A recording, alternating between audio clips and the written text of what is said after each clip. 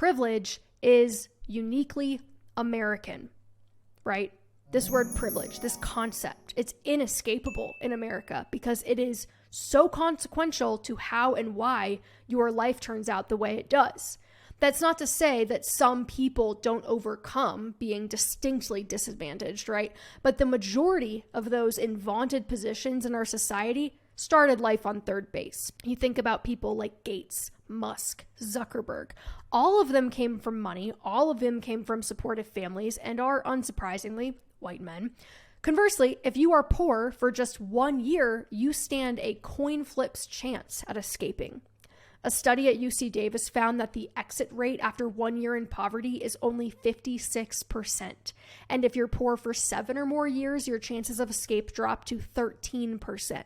I have a blog post about this. I'll link it in the show notes. But of course, right, there are plenty of people who also came from money and supportive families who didn't achieve what those 3 people have. And I don't intend to vilify people who have achieved outstanding things or dilute or attribute their success to just having basic resources and support as a child. But it is hard to deny that while not all white men with resources become rich, most rich people are white men with resources.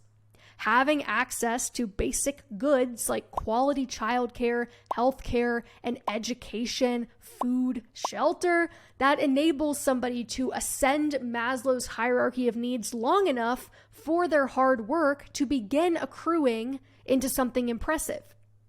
The author of the book, The Nordic Theory of Everything, notes in an interview titled, hilariously, "Capitalism is Working Better in Finland" with Pitchfork Economics, that privilege is more or less absent from the cultural rhetoric in her home country of Finland, because every citizen is guaranteed a certain base level of social safety nets by the state. You get higher education, you get healthcare, you get childcare, you get paid family leave. The floor is much lower. And as a result, this concept of privilege is far less prevalent in conversations about success and achievement there. But access to all 4 of these things is considered a huge privilege in the US. Health insurance, paid time off, higher education, these things are game-changing for quality of life. And in the US, they are fully dependent on ending up employed by the right corporation.